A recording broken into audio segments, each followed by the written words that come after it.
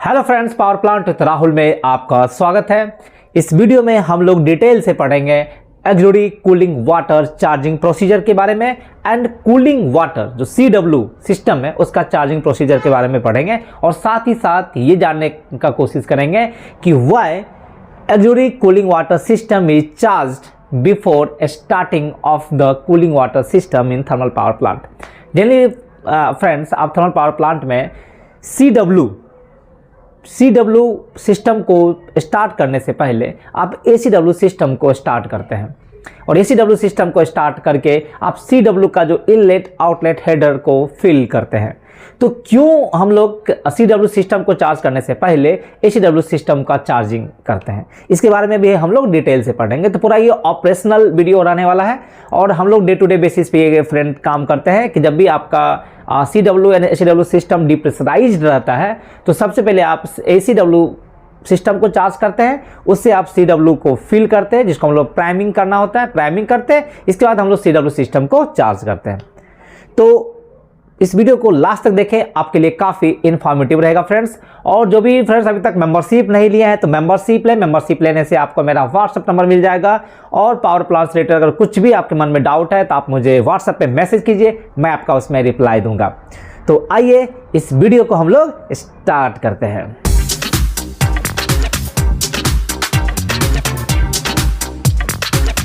तो फ्रेंड्स, सबसे पहले हम लोग देखते हैं कि why auxiliary cooling water system is charged before starting of the CW system in a thermal power plant. तो friend, in a large thermal power plant you used ACW system and the CW systems. Generally plant में friends आपका अगर 500 megawatt का plant है तो आपका 2 number of auxiliary cooling water pump होता है एंड 4 CW पंप होता है। ठीक है, तो ACW पंप जो होता है वह रनिंग कंडीशन में एक रहता है और सेकंड जो ACW पंप है वह स्टैंड बाय कंडीशन में रहता है। जहाँ तक CW की बात है तो CW जो होता है अगर विंटर सीजन है तो आपका 2 CW इज सफिशिएंट, लेकिन समर सीजन में जो कि आपका ऑपरेटिंग टेम्परेचर बढ़ जाता है, एटमॉस्फेयर का टेम्परेचर आपका इंक्रीज हो जाता है, तो उस कंडीशन में आपका 3 CW पंप चलाना पड़ता है। ठीक है, तो जनरल प्रैक्टिस ये है कि सबसे पहले अगर आपका ACW सिस्टम दोनों अगर डिप्रेशराइज्ड है, खाली है पूरा, तो सबसे पहले हम लोग ACW पंप को स्टार्ट करते हैं। ACW को का जो रिटर्निंग लाइन है वो आपका CW रिटर्न लाइन में कनेक्टेड होता है और एक और लाइन है फ्रेंड जो ACW का जो डिस्चार्ज से एक टैपिंग लेके CW के डिस्चार्ज में भी कनेक्टेड रहता है to initial filling of the CW pipe and the pumps.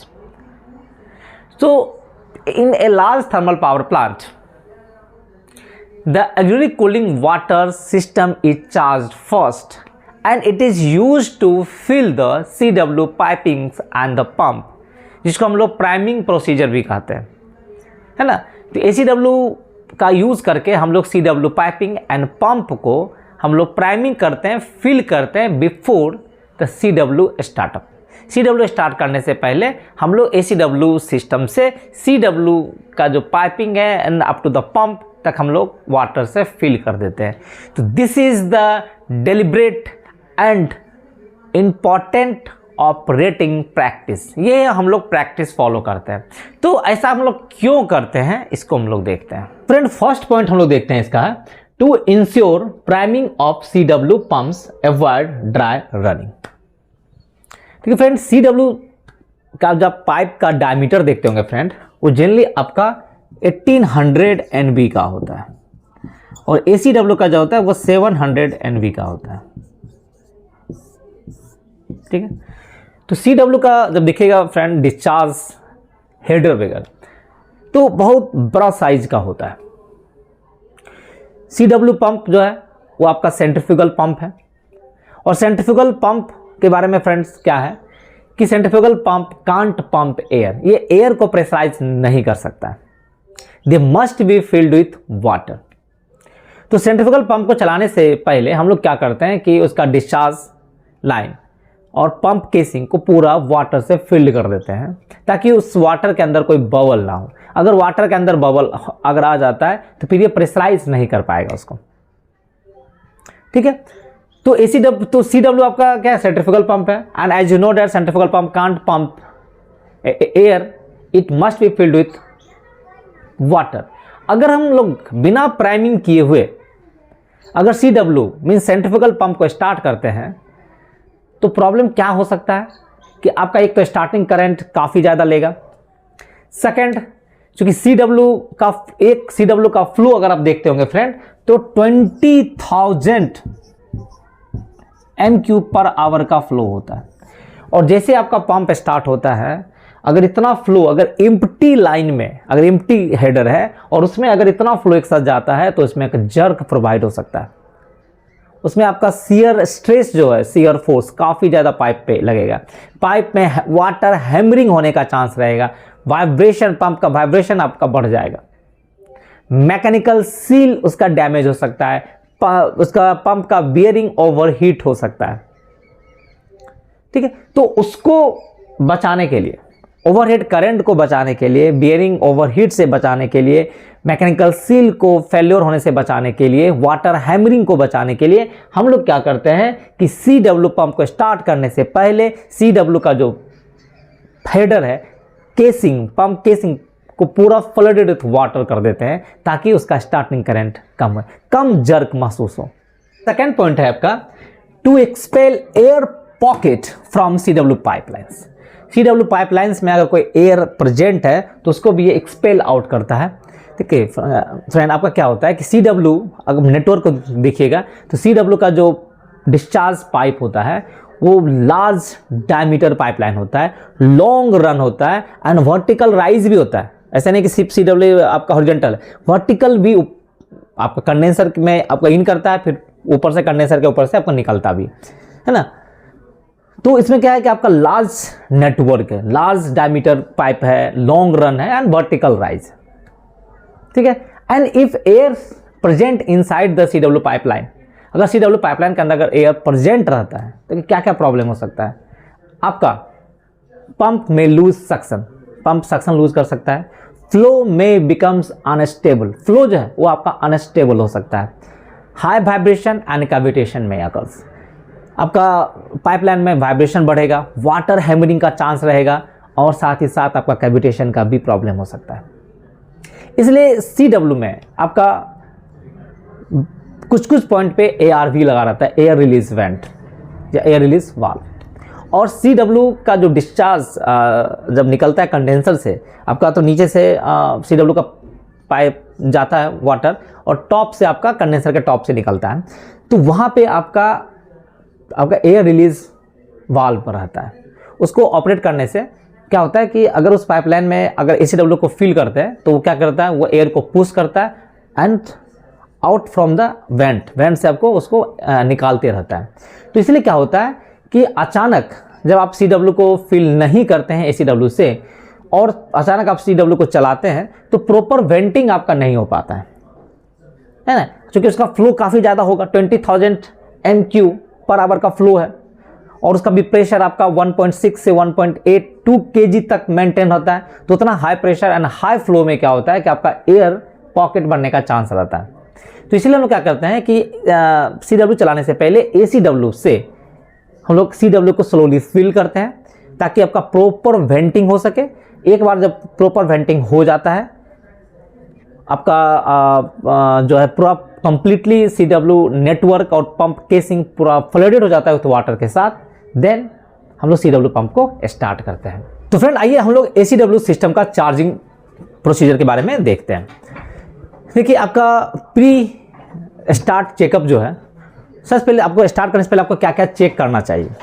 पहले कि all work permit related to CW pumps, ACW pumps, DMCW PHEs, cooling towers, condensers, water box, vacuum pump coolers, self cleaning strainers and मतलब जितना भी आपका एक ACW circuits and CW circuit से related जो भी वर्क परमिट है वो सभी क्लोज होना चाहिए। All main and material should be removed from the site. आपका मेन एंड मटेरियल सारा रिमूव हो जाना चाहिए। सबसे पहले आपको इसको इंश्योर कर लेना फॉर द सेफ्टी रीजंस। कि सारा work permit related to ACW and the CW systems, और इसमें जो भी एसोसिएट इक्विपमेंट्स है आपका ACW और CW में, उससे रिलेटेड कोई भी परमिट है सभी क्लोज हो जाना चाहिए। ठीक है। सेकेंड पॉइंट आपका फ्रेंड है कि आपका जो फीड पुल का जो लेवल है वो आपका एडिक्वेट होना चाहिए, क्योंकि फीड पुल लेवल से ही आपका CW एंड ACW का परमिशिव भी आता है और उसके लेवल से पंप का ट्रिपिंग भी है। तो फीड पुल का जो लेवल है एडिक्वेट होना चाहिए। ठीक है। फिर फीड पुल के लेवल को मेंटेन करने के लिए प्लांट में CT मेकअप पंप होता है। जनरली आपका 3 CT मेकअप पंप होता है, तो एटलीस्ट हम लोग एक CT मेकअप पंप को चला के रखते हैं। अगर जरूरत पड़ता है तो हम 2 CT मेकअप पंप भी चलाते हैं। अगर लेवल काफ़ी डिक्रीज हो जाता है तो हम लोग CT मेकअप पंप 2 भी चला सकते हैं। फीड पुल पे हम लोग क्लोरिनेशन भी करते हैं, तो क्लोरिनेशन सिस्टम भी आपका हेल्दी होना चाहिए। ठीक है। फिर आपका ACW सिस्टम एंड में जो भी आपका पंप है और उसका डिस्चार्ज वाल्व का पावर रिस्टोर कंडीशन में होना चाहिए। ठीक है। ACW एंड CW का जो इंटरलॉक प्रोटेक्शन है इसको भी आपको एक बार चेक करके हेल्दी रखना है कि ACW का इंटरलॉक एंड प्रोटेक्शन सर्किट आपका हेल्दी होना चाहिए। ACW सिस्टम में जो भी आपका प्रेशर गेज है, प्रेशर ट्रांसमीटर है, टेम्परेचर, वाइब्रेशन प्रोब, ये सभी इनकॉर्पोरेटेड होना चाहिए। आपका pressure gauge, temperature gauge, DP सभी हेल्दी कंडीशन में होना चाहिए और इंस्टॉल होना चाहिए। फ्लो मीटर जो ACW फ्लो मीटर है ये आपका हेल्दी एंड अवेलेबल होना चाहिए। वियरिंग टेम्परेचर को मेजर करने के लिए जो आपका RTD हो लगा रहता है ये आपका ओके होना चाहिए। वियरिंग वाइब्रेशन को मेजर करने के लिए आपका जो वाइब्रेशन प्रोब है ये आपका नॉर्मल होना चाहिए। तो जो भी इंस्ट्रूमेंटेशन रिलेटेड जो भी सिस्टम्स है वो आपका हेल्दी कंडीशन में होना चाहिए। ठीक है। आपका ACW लाइन में जहां भी आपका एयर रिलीज वेंट वाल्व है, वेंट, वो आपका लाइन अप कंडीशन में होना चाहिए। अब ACW सर्किट में देखिए, ACW सर्किट में आपका एटलीस्ट 1 सेल्फ क्लीनिंग स्टेनर्स, क्योंकि आपका ACW लाइन में आपका 2 सेल्फ क्लीनिंग स्टेनर्स होता है, तो एट ए टाइम आपका 1 सेल्फ क्लीनिंग स्टेनर ही लाइन अप कंडीशन में होता है। तो at least 1 self cleaning strainers. SG DMCW में आपका 2 PHE होता है, तो 1 PHE आपका लाइनअप कंडीशन में होता है, और TGCW में आपका 3 PHE होता है जिसमें कि 2 PHE आपका सर्विस में रहता है। तो ये सभी अवेलेबल होना चाहिए, मतलब एटलीस्ट 1 सेल्फ क्लीनिंग स्टेनर आपका अवेलेबल होना चाहिए। SG DMCW सिस्टम में जो PHE है एटलीस्ट 1 PHE अवेलेबल होना चाहिए, और TG DMCW सिस्टम में आपका 3 PHE में आपका 2 PHE अवेलेबल होना चाहिए। ठीक है। ACW का जो इनलेट एंड आउटलेट वाल्व आपका PHE में और सेल्फ क्लीनिंग स्टेनर में आपका लाइन अप कंडीशन में होना चाहिए। जैसे आपका ACW का डिस्चार्ज आपका सेल्फ क्लीनिंग स्टेनर में पहले जाता है, तो सेल्फ क्लीनिंग स्टेनर जो आपका सर्विस में लेना चाह रहे हैं उसका जो इनलेट एंड आउटलेट वाल्व आपका ओपन होना चाहिए। आपका PHE जो आपका SG ACW सिस्टम में हो या TG DMCW सिस्टम में हो, उस PHE में जो ACW का इनलेट एंड आउटलेट वाल्व है वो आपका लाइन अप कंडीशन में होना चाहिए। ठीक है। आपका ACW सिस्टम में जो आपका वेंट है कहाँ पे, PHE इनलेट एंड आउटलेट में जो आपका वेंट है ये वेंट वाल्व आपका ओपन कंडीशन में होना चाहिए। ठीक है। सेल्फ क्लीनिंग स्टेनर का जो वेंट है ये आपका ओपन कंडीशन में होना चाहिए ताकि वहां से आपका एयर रिलीज हो सके। कंडेंसर वाटर बॉक्स वेंट जो होता है ये आपका ओपन कंडीशन में होना चाहिए। ठीक है। तो जो भी वेंट जहां जहां आपका ACW सिस्टम में सारा वेंट को आप ओपन कर दीजिए। ड्रेन सिस्टम ACW सर्किट में जो भी ड्रेन सिस्टम है या CW सर्किट में जो भी ड्रेन सिस्टम है सभी क्लोज होना चाहिए। जैसे आपका ड्रेन कहां पे है, तो सेल्फ क्लीनिंग स्टेनर का जो ड्रेन है क्लोज होना चाहिए। आपका जो ACW का वाटर आपका SG DMCW PHE में जाता है और TG DMCW PHE में जाता है। तो ACW सर्किट में जो आपका ड्रेन है वो आपका क्लोज होना चाहिए। आपको वेंट को ओपन करना है, ड्रेन को आपको क्लोज करना है। ठीक है। कंडेंसर वाटर बॉक्स का वेंट आपको ओपन करना है बट ड्रेन आपका क्लोज होना चाहिए। ठीक है। CW सर्किट में भी आपका जो भी ड्रेन सिस्टम है उस सारा ड्रेन वाल्व को आपको क्लोज कर देना है। आपको वेंट को ओपन कीजिए। CW सर्किट में भी आपका वेंट को, एयर वेंट को ओपन कर दीजिए। कंडेंसर वाटर बॉक्स का वेंट को ओपन कर दीजिए। तो जहां भी आपका ACW सिस्टम हो या CW सिस्टम हो, जहां भी आपका वेंट है, air release went, air release valve, उसको आपको ओपन करके रखना है। जैसे आपका वैक्यूम पंप कूलर में जाता है तो उसका भी आपको वेंट को ओपन कर लेना है और उसमें जो ड्रेन सिस्टम है उसको आपको क्लोज कर लेना है। कूलिंग टावर इनलेट वाल्व आपका ओपन होना चाहिए। जैसे फ्रेंड आपका मान लीजिए कि ये आपका फीड पुल है, तो आपका जैसे आपके यहाँ अगर 2 प्लांट है तो 2 कूलिंग टावर है, कूलिंग टावर 1, कूलिंग टावर 2। तो इस कूलिंग टावर से आपका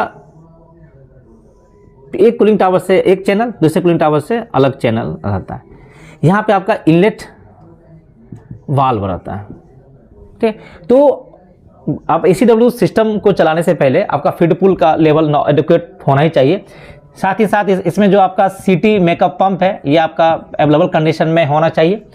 और यहाँ से कूलिंग टावर से जो फीड पुल में जा रहा है एटलीस्ट एक चैनल आपका हेल्दी और लाइनअप कंडीशन में होना चाहिए, और कूलिंग टावर का जो इनलेट वाल्व आपका ओपन कंडीशन में होना चाहिए, ताकि आपका जो CW का वाटर कूलिंग टावर में आता है इसका फिर आपका वाटर चैनल के थ्रू फीड पुल में आपको आना चाहिए। ठीक है, तो ये रिक्वायरमेंट है। इसके बाद ACW का जो बियरिंग है, बियरिंग में आपको ऑयल लेवल एडुकेट होना चाहिए। बियरिंग का आपको ऑयल लेवल इसको आप चेक कर लीजिए। ACW सिस्टम का जो इंटरलॉक प्रोटेक्शन है ऑलरेडी आपने उसको चेक कर लिया है, वो सभी स्ट्रिप सर्किट भी हेल्दी होना चाहिए। ठीक है, उसके बाद आपका पावर सप्लाई जो है डिस्चार्ज वाल्व में और पंप के मोटर में आपका अवेलेबल कंडीशन में होना चाहिए। इलेक्ट्रिक मोटर है तो आप जनरली आपका उसका 3.3 kV का इलेक्ट्रिक मोटर्स होता है, तो आपका मोटर का आप उसको मिगर करवा लीजिए। मोटर पंप के साथ कपल है कि नहीं इसको आपको चेक करवा लेना है। ठीक है, पावर सप्लाई जो है डिस्चार्ज वाल्व का वो ऑन होना चाहिए, और उसका जो ऑटो ऑपरेशन है विथ पंप के साथ वो आपका चेक कर लेना है उसको, कि जब आप पंप को स्टार्ट करते हैं तो डिस्चार्ज वाल्व में ऑटो ओपन कमांड जाना चाहिए। तो इसको आपको इंश्योर कर लेना है, ये इसको आपको चेकिंग कर लेना है। ठीक है, आपका पंप का जो ब्रेकर रैक इन है वो रैक इन कंडीशन में होना चाहिए। पंप का जो डिस्चार्ज वाल्व है ये आपका क्लोज कंडीशन में होना चाहिए। ये ओपन कब होगा? जब आप पंप को स्टार्ट कमांड देते हैं और जब स्टार्ट हो जाता है तो डिस्चार्ज वाल्व ऑटो में आपका ओपन होना चाहिए। पहले से आपको डिस्चार्ज वाल्व ओपन कंडीशन में रख के पंप को नहीं चलाना है, नहीं तो आपको पंप का परमिशन नहीं मिलेगा। जब आपने सारा प्री चेक कंडीशन देख लिया, इसके बाद आपको starting and filling of ACW circuit काम करना है। तो ACW चलाने से पहले आपका जो मेन इंपॉर्टेंट चीज़ है कि आपका इंटरलॉक प्रोटेक्शन आपका हेल्दी कंडीशन में होना चाहिए, चेक कंडीशन में होना चाहिए, और नो प्रोटेक्शन परसिस्ट होना चाहिए। ठीक है, ACW के बियरिंग में ऑयल लेवल हेल्दी होना चाहिए, and cooling water to bearing आपका लाइन अप कंडीशन में होना चाहिए। ठीक है, इसके बाद आपको क्या करना है फ्रेंड्स कि उसका डिस्चार्ज वाल्व आपका क्लोज कंडीशन में होना चाहिए, और डिस्चार्ज वाल्व जिस ACW पंप को चला रहे हैं उसका ही नहीं, 2 ACW पंप है तो दोनों ACW पंप का discharge valve must be in close condition. दोनों ACW का डिस्चार्ज वाल्व आपका क्लोज कंडीशन में ही होना चाहिए। साथ ही साथ उसका जो position feedback of the discharge valve is at 0। आपको उसको देख लेना है कि उसका डिस्चार्ज वाल्व का पोजीशन फीडबैक वो 0 होना चाहिए। ठीक है, इस सब को देखने के बाद अब आपको 1 ACW पंप को स्टार्ट कमांड देना है। तो स्टार्ट कमांड देने के बाद उसका देखिए स्टार्टिंग करंट कितना ले रहा है। फिर स्टार्टिंग करंट लेने के बाद आपका नो लोड करंट पे वो आ रहा है कि नहीं, इसको भी आपको इंश्योर कर लेना है। डिस्चार्ज प्रेशर देखना है, जैसे पंप को स्टार्ट करते हैं तो उसका डिस्चार्ज प्रेशर कितना जा रहा है इसको भी ऑब्जर्वेशन में रखना है। और साथ ही साथ जो एक और इंपॉर्टेंट चीज़ है फ्रेंड कि डिस्चार्ज वाल्व आपका ऑटो में ओपन होना शुरू हो जाएगा। तो यहाँ पे बड़ा एक इंपॉर्टेंट पॉइंट है फ्रेंड कि जैसे आपका डिस्चार्ज ACW पंप को आप स्टार्ट करते हैं तो इसका जो डिस्चार्ज वाल्व है, डिस्चार्ज वाल्व ये पूरा का पूरा ओपन नहीं होगा। अभी ये शुरू में 10 से 11% एज पर द लॉजिक है कि 10 से 11% ही ओपन होगा। ठीक है, जैसे आप ACW पंप को स्टार्ट करते हैं तो उस समय उसका डिस्चार्ज प्रेशर, करंट, वाइब्रेशन सब देख लीजिए, और साथ ही साथ डिस्चार्ज वाल्व का देखिए कि डिस्चार्ज वाल्व ऑटो में ओपन हो रहा है कि नहीं। जब डिस्चार्ज वाल्व ऑटो में ओपन कितना परसेंट होगा? ओनली 10 से 11%। लॉजिक दिया हुआ है कि डिस्चार्ज वाल्व 10 से 11% आपका ओपन होगा। ठीक है, इसके बाद ये फर्दर ओपन नहीं होगा, क्योंकि इसको फर्दर ओपन होने के लिए यहाँ पे आपका 3 प्रेशर स्विच लगा रहता है। ये प्रेशर स्विच जो होता है वह ACW डिस्चार्ज हेडर प्रेशर का प्रेशर स्विच होता है, और इस प्रेशर स्विच में 3 प्रेशर स्विच होता है। एटलीस्ट 2/3 प्रेशर स्विच में आपको ये सेंस करना होगा कि प्रेशर एडिक्वेट। तो शुरू में क्या होगा कि आपका डिस्चार्ज वाल्व 10% ओपन होगा और वहाँ से आपका वाटर प्रॉपर फिलिंग होना शुरू हो जाएगा।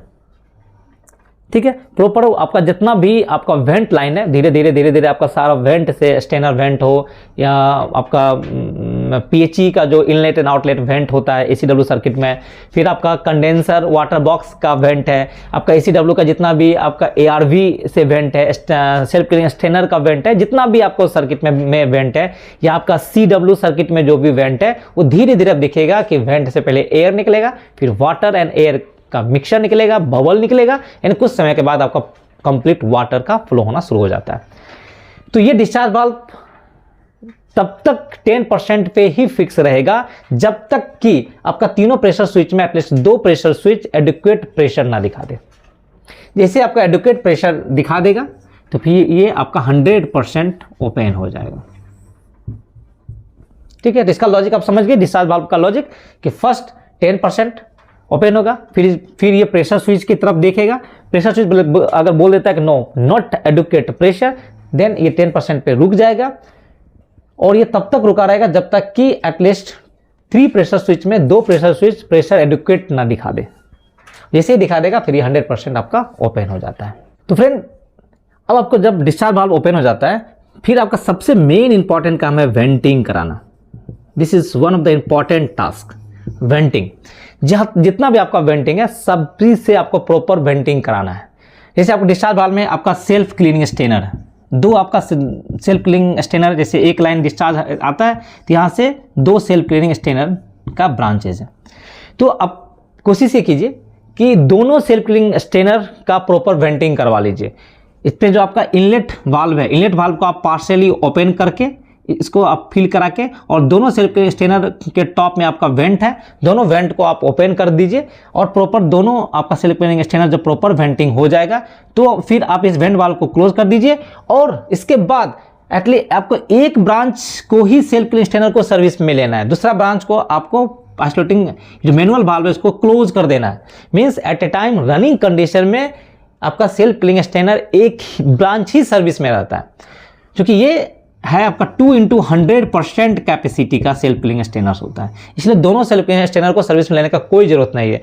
आप क्या कीजिए, जब आप दोनों सेल्फ क्लीनिंग स्टेनर का प्रॉपर वेंटिंग अगर हो जाता है तो आप एक सेल्फ क्लीनिंग स्टेनर को आइसोलेट करवा लीजिए, इसका इनलेट वाल्व है एसीडब्ल्यू का जो इनलेट वाल्व इसको क्लोज कर दीजिए, दूसरा को आपको क्या कीजिए, शुरू में आप पार्शियली ओपन कीजिए, फिर धीरे धीरे उसको फुल ओपन कर दीजिए। ठीक है, तो यहां से आप प्रॉपर वेंटिंग करवा लीजिए। सेल्फ क्लीनिंग स्टेनर का जब प्रॉपर वेंटिंग होने के बाद अब आपको एक होता है unit isolating valve, unit isolation valve. ये प्लांट टू प्लांट वेरी कर सकता है। यूनिट आइसोलेशन वाल्व का सिंपल फंडा फ्रेंड समझिए कि आपका जैसे 2 एसीडब्ल्यू पंप है, दोनों का डिस्चार्ज हेडर एक कॉमन हेडर बनाता है, और यहाँ से आपका 2 ब्रांच है सेल्फ क्लीनिंग स्टेनर का, यहाँ से आने के बाद ये कॉमन बन जाता है ना। कॉमन बनने के बाद आपका क्या होता है कि एक यहाँ पे एक आइसोलेटिंग वाल्व होता है, जिसको हम लोग कहते हैं यूनिट आइसोलेटिंग वाल्व। इस वाल्व को ओपन करने के बाद ही जहाँ जहाँ इसका इस यूनिट में आपका एसीडब्ल्यू जाता है लाइन, वो लाइन आपका ओपन हो जाता है। तो आपको इस आइसोलेटिंग वाल्व को अगर आप इसको बंद रखते हैं तो ये एसीडब्ल्यू का वाटर उस पार्टिकुलर यूनिट में आपका नहीं जाता है। तो ये डिजाइन कहाँ दिया जाता है जनरली, जहाँ पे आपका अगर 2 यूनिट है और दोनों यूनिट का अगर एसीडब्ल्यू जो है आपस में इंटरकनेक्टेड है, वहाँ पे आपको ये दिया जाता है। मतलब क्या समझिए इस तरह से कि जैसे आपका प्लांट में अगर 2 यूनिट है, मान लीजिए एक यूनिट में आपका 2 एसीडब्ल्यू पंप है, दूसरे यूनिट में भी आपका 2 एसीडब्ल्यू पंप है, दोनों एसीडब्ल्यू का अपना डिस्चार्ज हेडर है और अपना अपना है। उसमें क्या करता है कि दोनों को एक आपस में इंटरकनेक्शन कर देता है।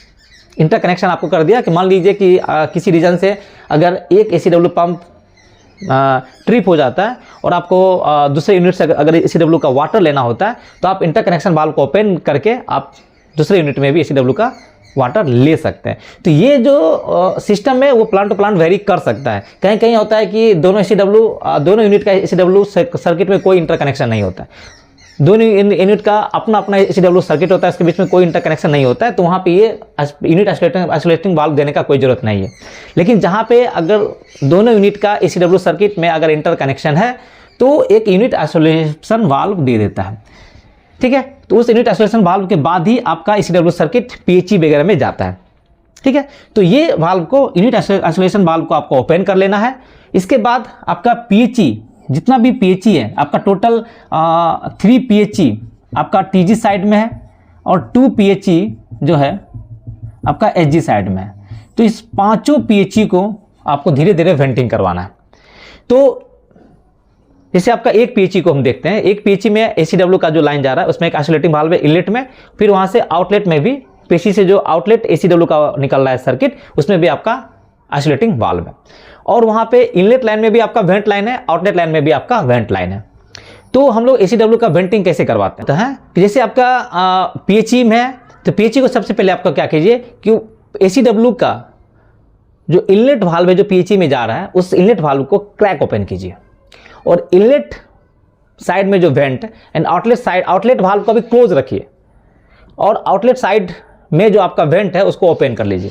मीन्स आपको ये समझना है फ्रेंड कि पीएचई है, जैसे आपका मान लीजिए, फिर ये मैं आपको यहाँ पे डायग्राम से दिखाना चाहता हूँ। मान लीजिए फ्रेंड आपका ये पीएचई है और यहाँ से मान लीजिए कि आपका एसीडब्ल्यू का लाइन आ रहा है, यहाँ से एसीडब्ल्यू का आउट निकल रहा है। तो यहाँ पे एक आइसोलेटिंग वाल्व देता है, एक यहाँ भी आइसोलेटिंग वाल्व आपको दे देता है और यहाँ पे आपका वेंट लाइन है, एक आपका वेंट लाइन यहाँ पे है। ठीक है। तो जब आप एक पीएचई को आपको वेंटिंग कराना है तो इस आइसोलेटिंग वाल्व को, जो इनलेट साइड में जो आइसोलेटिंग वाल्व है, इसको आपको क्रैक ओपन करना है थोड़ा सा और inlet went and outlet side went को ओपन कर लीजिए।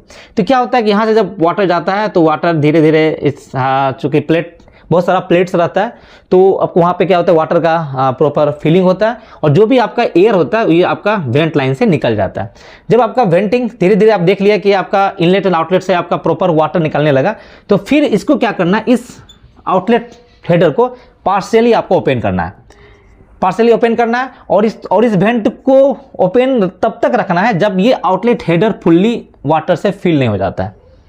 ठीक है। आपको इधर का प्रेशर दिखाना शुरू हो जाएगा। जब आपका प्रॉपर वेंटिंग हो जाता है, आपका inlet and outlet side proper fill हो जाता है, तभी आपको इस वेंट, दोनों वेंट वाल्व को क्लोज करना है। तो इस तरह से बारी बारी जितना भी आपका पीएचई है, तो एसीडब्ल्यू सर्किट में आपका 5 पीएचई है, 3 आपका टीजी ईसीडब्ल्यू सिस्टम में है और 2 आपका एसजी ईसीडब्ल्यू साइड में रहता है। तो पांचों पीएचई को आपको वेंटिंग एसीडब्ल्यू सर्किट से करवा लेना है। ठीक है। इसी तरह से ये प्रोसीजर करके इनलेट वाल्व को क्रैक ओपन करके आउटलेट वाल्व को क्लोज कीजिए शुरू में और उसके बाद वेंटिंग कराइए, फिर आउटलेट वाल्व को क्रैक ओपन करके आउटलेट साइड को पूरा फिल कर लीजिए। जब यहाँ पे फ्रेंड एक चीज़ है कि आउटलेट जो एसीडब्ल्यू पीएचई से जो आउट होता है तो आपका ये कहाँ जाता है, रिटर्न सीडब्ल्यू रिटर्न हेडर में जाता है, ये रिटर्न हेडर में जाता है। तो एसीडब्ल्यू क्या होता है, जितना भी पीएचई है सबसे आउट होने के बाद एक कॉमन हेडर में कनेक्ट होता है और कॉमन हेडर जो होता है वो सीडब्ल्यू हेडर में कनेक्ट होता है और यहाँ पे एक आइसोलेटिंग वाल्व दे देता है जिसको हम लोग यूनिट आउटलेट आइसोलेशन वाल्व कहते हैं। तो एक आपका इनलेट साइड में था यूनिट का इनलेट आइसोलेशन वाल्व और एक आपका यूनिट का आउटलेट आइसोलेशन वाल्व है। तो इसको ओपन कर लेना है ताकि जो भी सीडब्ल्यू का जो आउटलेट लाइन है एक कॉमन पीएचई के निकलने के बाद एक कॉमन हेडर बनाता है और कॉमन हेडर जो होता है वो आपका सीडब्ल्यू रिटर्न हेडर में कनेक्ट होता है। तो यहाँ पे जो यूनिट आइसोलेशन वाल्व है इसको आपको ओपन कर लेना है। तो इस प्रकार से क्या होता है कि आपने सेल्फ क्लीनिंग स्ट्रेनर को भी वेंटिंग करवा लिया और आपका पीएचई, आपका पीएचई तो 8.5 मीटर पे है तो इसको भी आपको प्रॉपर वेंटिंग करा लेना है। जब आपका सारा पीएचई का प्रॉपर वेंटिंग अगर हो जाता है तो आपको क्या करना है फ्रेंड कि जो पीएचई आपका सर्विस में है, तो जनरली एसजी साइड में हम लोग एक पीएचई सर्विस में रखते हैं और टीजी साइड में 2 पीएचई सर्विस में रखते हैं। ठीक है। तो जिस पीएचई को आपको सर्विस में रखना है उसी पीएचई का एसीडब्ल्यू इनलेट एंड आउटलेट वाल्व को ओपन रखना है। जिस पीएचई को आपको स्टैंड बाय कंडीशन में रखना है उसका एसीडब्ल्यू का इनलेट एंड आउटलेट वाल्व को क्लोज कर दीजिए। क्योंकि सर्विस में नहीं है तो क्यों उसका इनलेट वाल्व को हम लोग ओपन करके रखें, तो उसको हम लोग को क्लोज कर देना। एसीडब्ल्यू का इनलेट एंड आउटलेट वाल्व दोनों को आपको क्लोज कर देना है। तो आपका एसजी साइड में एक पीएचई को सर्विस में रखिए और टीजी साइड में आपको 2 पीएचई को आपको सर्विस में रखना है। इस तरह से आपका एसीडब्ल्यू सर्किट में आपने सेल्फ क्लीनिंग स्ट्रेनर का प्रॉपर वेंटिंग करवा लिया, पांचों पीएचई का आपने प्रॉपर वेंटिंग करवा लिया, जो इसका सर्किट का आपने थ्रू करवा लिया। फिर प्रॉपर वेंटिंग के बाद आप सारा वेंट वाल्व को आपको क्लोज कर देना है। इसके बाद आपको देखना है कि उसका जो रीसर्कुलेशन लाइन है, जो ACW का डिस्चार्ज हेडर से जो हम लोग फीड पुल में लाइन एक डाल देते हैं, वो स्टार्टिंग में हम लोग इस रीसर्कुलेशन वाल्व को थोड़ा सा ओपन रखते हैं ताकि आपका CW का प्रॉपर फ्लो मेंटेन हो, डिस्चार्ज हेडर प्रेशर आपको मिले, है ना, क्योंकि फ्लो होना चाहिए। तो हम लोग क्या करते हैं कि जो ACW का जो दोनों ACW का जो डिस्चार्ज हेडर कॉमन हेडर बनाता है, वहां से एक लाइन टैपिंग निकाल कर हम लोग फीड पुल में डाल देते हैं। This is the recirculation line. तो स्टार्टिंग में हम लोग फ्लो मेंटेन करने के लिए रिसर्कुलेशन वाल्व को ओपन रखते हैं। जब आपका प्रॉपर फ्लो इधर हो गया, प्रॉपर वेंटिंग हो गया, तो इस रिसर्कुलेशन वाल्व को हम लोग क्लोज कर देते हैं। इसके बाद आपका जो डिस्चार्ज वाल्व है वो 100% ओपन हुआ है कि नहीं, इसको भी हमको इंश्योर कर लेना है, क्योंकि डिस्चार्ज वाल्व फुल ओपन कब होगा, जब उसका प्रेशर स्विच एडिक्वेट प्रेशर दिखा देगा, तो डिस्चार्ज वाल्व आपका फुल ओपन हो जाएगा। इसके बाद आपको देखना है कि पंप का करंट नॉर्मल है कि नहीं, ग्लैंड लीकेज भी कोई है, ग्लैंड का टेम्परेचर देखना है, बेयरिंग का टेम्परेचर, बेयरिंग का वाइब्रेशन आपको देखना है। तो इस तरह से आप ACW का हम लोग चार्जिंग कर लिए, और आपको देख लेना है कि ACW सर्किट में कहीं कोई वाटर का लीकेज तो नहीं है, पाइप से या एयर वेंट से कोई लीकेज तो नहीं है, इसको भी एक बार हमको इंश्योर कर लेना है। आप एक ACW चला लिए, बाकी दूसरा ACW चलाने में आपको कोई दिक्कत नहीं है, वो तो सीधा आपको, क्योंकि वहाँ पे ऑलरेडी आपने प्रॉपर वेंटिंग करवा लिया है, वहाँ पे दूसरा सेकंड ACW पंप को स्टार्ट दीजिए, डिस्चार्ज वाल्व वहाँ पे शुरू में 10% ओपन होगा, फिर उसको प्रेशर एडिक्वेट तो तुरंत दिख जाएगा, क्योंकि ऑलरेडी आपका डिस्चार्ज हेडर प्रेशर एडिक्वेट है, तुरंत वो आपका 10% से 100% चला जाएगा। ठीक है, तो इस तरह से हम लोग ACW सिस्टम का चार्जिंग कर लेते हैं।